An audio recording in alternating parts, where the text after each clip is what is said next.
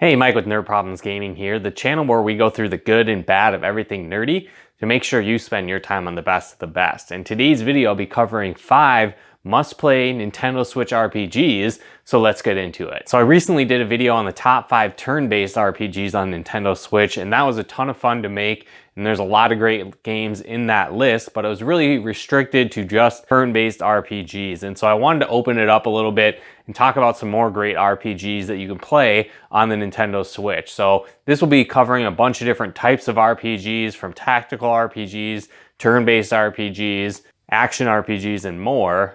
Also note that some of these RPGs are specific to Nintendo Switch, but others you can access on multiple different platforms. So if you see a game that you like, there's probably a good chance you might be able to find it on some other systems as well, and maybe even on PC. Also, if there's games that you don't find on this list, let me know in the comments below, because I love to check out new RPGs. And so if there's some great ones, definitely let me know in the comments below what ones I should check out. But without further ado, let's get into the video. So the first must-play RPG on Nintendo Switch is Dragon Quest Builders. And for me, I've always been a huge fan of the Dragon Quest series. I started with the original Dragon Warrior on the NES and have played nearly every game in the franchise since. But when I saw this one, I was a little bit hesitant, mostly because I'm not the biggest Minecraft fan.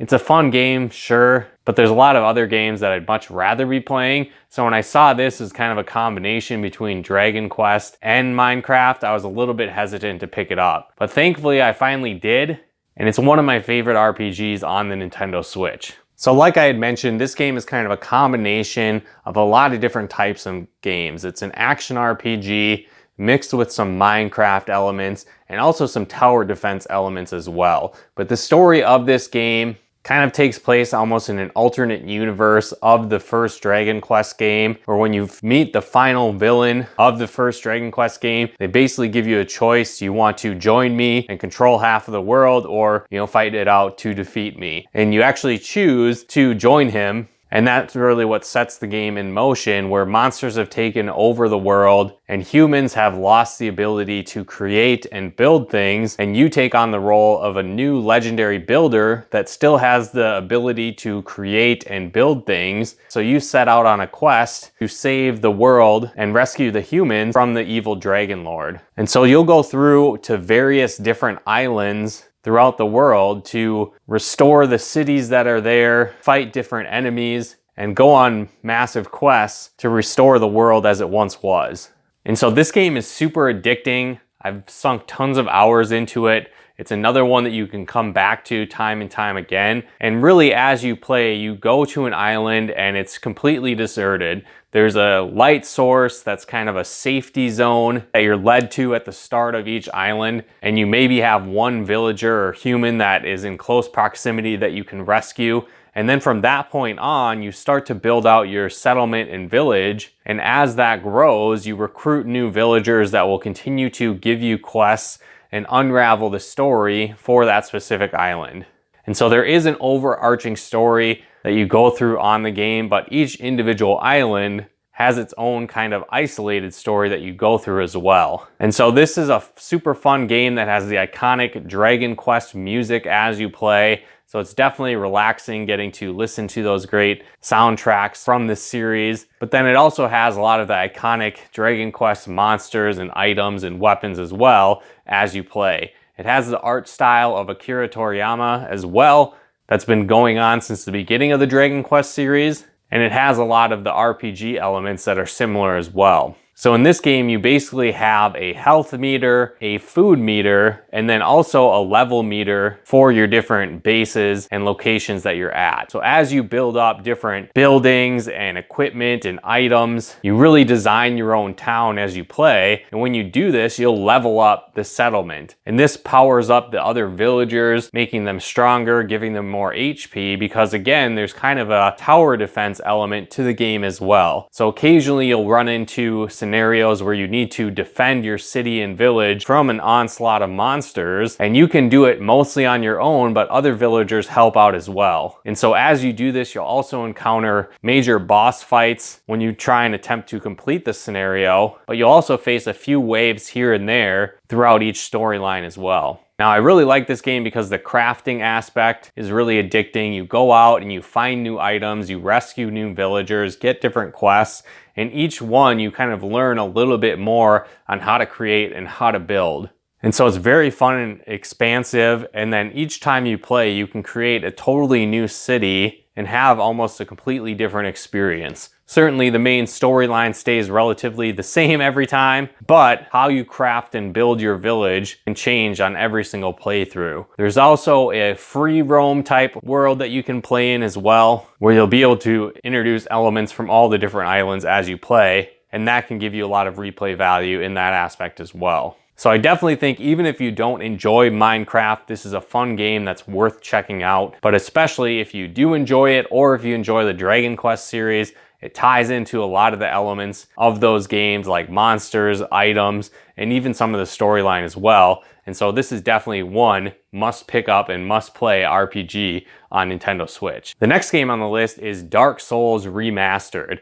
And so if you've ever heard of a hard video game, it's probably been compared to Dark Souls if it's come out in recent years. Heck, even if people are reviewing old games today and it is hard, they probably compare it to this game as well. So if you haven't played Dark Souls before, it's an action RPG that's brutally tough. And so the storyline of the game is a bit vague at points, and you really need to play to unravel more of it. But when you start the game, you're an undead, cursed human that is stuck in an asylum for basically crazy undead people. And you find out that most people have actually been cursed, and what has happened is that they just continue to live their life and then die and then respawn again and reanimate and keep going through that cycle over and over and over again until they go insane. And so you play as this hero going through this journey as this undead, cursed person trying to figure out why this is happening and really what's going on in the world around you. And so like I said, this is an action RPG where you create your own customized character when you start, and as you play, you're going to earn souls for killing different enemies. And so when this happens, they steadily build up more and more. But why this game gets the reputation of being brutally tough is that if you die,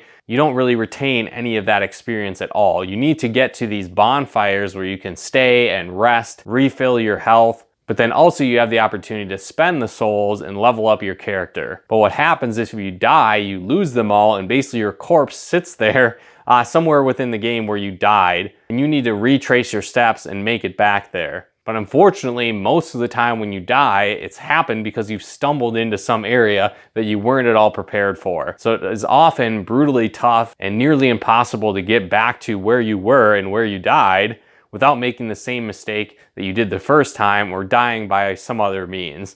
And so a lot of the game you'll spend replaying areas over and over again until you master it, dying time and time again, losing potentially hours of gameplay that you put into it, getting to that point. Now again, I think a lot of people get frustrated with this game, and sometimes it can get a bad rap. And for me, I feel like some points of it can be overly cheap in a sense, where you might get knocked off a ledge and instantly die, and then en route back to your corpse, that happens again and you lose everything. So that can certainly be frustrating, but really the customization of this game, how you level up your characters, play styles you can unlock is really cool. Also, the game itself is kind of one giant hub world. So as you play, you're limited to certain areas, and it seems like everything is nearly impossible to get to and super far away. But as you continue to play and unlock new areas, you start to find out that they connect through various tunnels and alleyways and passages, and it becomes really fun to traverse all around the area very quickly. Some other things that I like in the game is you have these huge epic boss fights that you go through that can be incredibly challenging and definitely keep you on the edge of your seat as you fight them. It's also very satisfying and rewarding when you defeat these bosses. And so this game is brutally tough, but it is one of those must-play RPGs on the Nintendo Switch, and I highly recommend checking it out.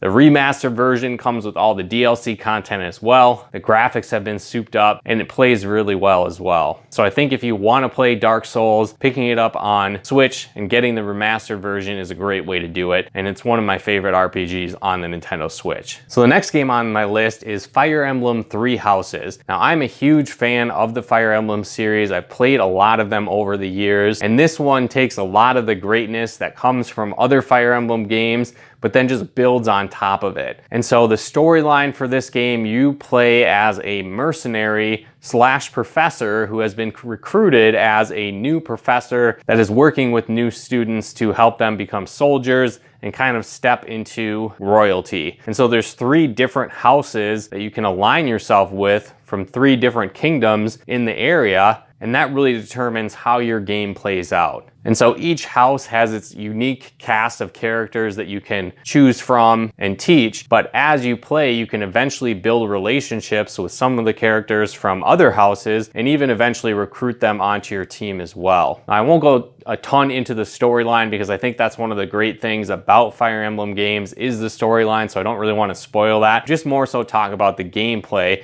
within this game and why it's one of my favorite RPGs on Nintendo Switch. And so Fire Emblem games are a tactical turn-based RPG. And so you'll be playing on a grid and your soldiers will move around certain distances. They can equip various weapons, have different abilities and more. And then each scenario has its own goals that you want to achieve, but more often than not, it's to defeat all the enemies and have your team survive until the end. Now there's different modes in this game. One is a little bit more hardcore where if some of your soldiers die, they die forever and for the rest of the game. But there's other modes where you can play where it's a little bit more forgiving, where if they die, they only die for that battle and then they come back afterwards as well. So depending on how serious you are about the strategy element, you can play either version, which better suits your play style. Another thing that I really like about the game is the sense that you are this professor teaching these students. And so they actually pull you into that world where you have classes with your students, you meet with them on campus, you can have tea with them, you have dinner meals with them, building rapport and developing relationships. And as you do this, they work better together as a team with their fellow students. You unlock more of the storyline and you help develop their abilities as well. So not only can you grow your class of students and their abilities through battle like traditional Fire Emblem games, you can actually train them through classes and these other sessions as well. And so that's really cool. But on top of that, you also level up yourself as the professor. So you get more proficient at teaching your students and helping them grow into their abilities. Now on top of that, since they are all students, they all can really learn any class ever in the game, which is really cool. So typically in Fire Emblem games, you might have characters that fall into like a mage class or a warrior class, again, different things like that. And that's kind of what they're stuck to. They might be able to branch off into a couple different related classes, but in this game, you can literally have them learn like every Fire Emblem class there ever was, every ability, learn every weapon, and each character is kind of a blank slate. So that makes this game really addicting and a whole lot of fun to play as you go through this game, which is why it's one of my favorite RPGs on the Nintendo Switch. And if you haven't played it, definitely pick this game up. All right, the next game on my list is Moonlighter. And this game is one of my favorites. It's an indie game, but it's also an action RPG that plays a lot like The Legend of Zelda, but mixed with a dungeon crawler, mixed with The Sims. And so in this game, you play as Will, who is a merchant in a village of merchants that's kind of gone downhill. They're losing their reputation. No one's really coming there anymore. And it's your job to really rebuild and revamp the town. And so not only are you this merchant, there's also a bunch of different dungeons just outside of town. And so it's really reserved for the bravest of heroes that want to take on these dungeons and find the treasure within. So not only do you run your store by day, you also moonlight at night, dungeon diving to find the best items and equipment and fight the monsters and bring back that haul to your store and then put it up for sale in the morning. And so like I said, this game combines a lot of different game elements. So the gameplay action style when you're dungeon crawling is a lot like The Legend of Zelda. It's also a roguelike RPG, so the dungeons revamp every single time you go into them. So you're going to find new layouts, new items, enemies in different places and more. There's also epic boss fights that you go through as you complete the dungeons and unlock new ones. But on top of that, as you gather this equipment, you'll bring that back to town and then set up your store the next day. So you'll map out the pricing on different products, you'll lay things out, how you want them arranged in the store. And on top of that, you'll run your store and customers will come in. And so they'll look at the different items, see if they agree with the pricing. They'll kind of give you facial expressions on if they like it or not. And this gives you an idea on if you should charge more, if you should charge less, different things like that. And so it's really cool where then you can take this money that you've gathered from selling all your items and invest in better equipment, upgrade your store so people will tip you, they'll pay more. You can even hire help in the store that can help you prevent thieves from stealing goods throughout the day, and much, much more. And so both ends of the game are really addicting, where not only is it addicting to build this store and make it more and more successful, you also can recruit more merchants to the village and then use their expertise to get you better equipment, buy spells and more to be able to traverse further into the dungeon to get better equipment and start all over again. And so again, this game is a lot of fun. It's super addicting, and it's one of my favorite RPGs on the Nintendo Switch. All right, the final game on my list is Star Renegades. And this is also a roguelike RPG, but it's a turn-based roguelike RPG. And so for me, that's kind of new to the genre. I've played a lot of action RPGs like Dead Cells and Moonlighter that are that roguelike RPG, but this one is a little bit different in the sense that you are having a turn-based game. And so in this game, you take charge of a bunch of different rebels that are fighting an evil AI enemy called the Imperium that's trying to take over the universe. But not only that, it's not just the universe you're in, they're taking over every single dimension possible. So when your band of heroes dies, as they eventually do in all roguelike RPGs, you actually send back your robot helper friend to another dimension to take on this evil enemy once again. And so you don't necessarily retain all of your items or anything like that when you go back through. You're able to upgrade some aspects for your characters and unlock new ones and unlock different equipment that may or may not show up on your next run through, giving you the ability to get further and further as you play. Now there's a lot that I really like about this game. One thing that's cool is you start on level 1 every time that you go through. It can get a little bit repetitive in a sense that you're going through some of the same areas again and again, but each time you go through, the map layout is a little bit different. There's different monsters that are there. There's different hidden secrets there every time. You might run into DNA power-ups that allow you to level up faster. You might get more money that you can buy equipment once you've cleared the planet you're on.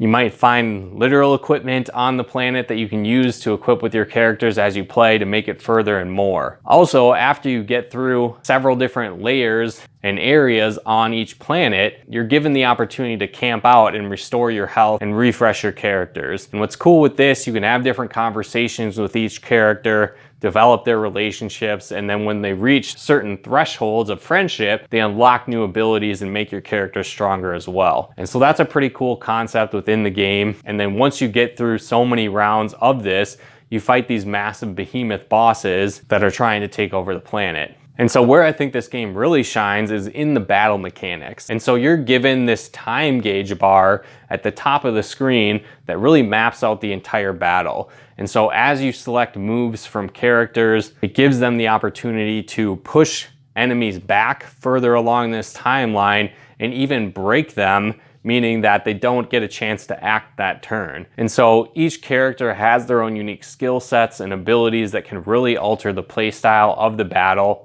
And so this isn't a very simple RPG where you can just push attack the whole time. You really need to map out every single step of the battle, and it gets really strategic, which is why I like this game a lot. It's also cool where each time you beat a planet, you are given the opportunity to shop and upgrade your equipment, but you can also recruit new characters as well. So you're usually given a choice between 2 characters, and you'll add one to your team and continue on with the story from there. And so with this game, you start off, you're given the choice of beginning with 3 different characters. There's a ton to choose from, and as you play, you just continue to unlock more. And so you can try different combinations of teams every single run through the game. And so I think it has a lot of replay value. Because of this, you can start with any of the 3 characters, and you're always adding more, refining the strategies, finding out how each one pairs off each other and more, and it's super addicting to play through. Plus, the game is incredibly hard. There's all kinds of different difficulty settings for the game, and even playing on easy was incredibly difficult, and you really need to be strategic about each battle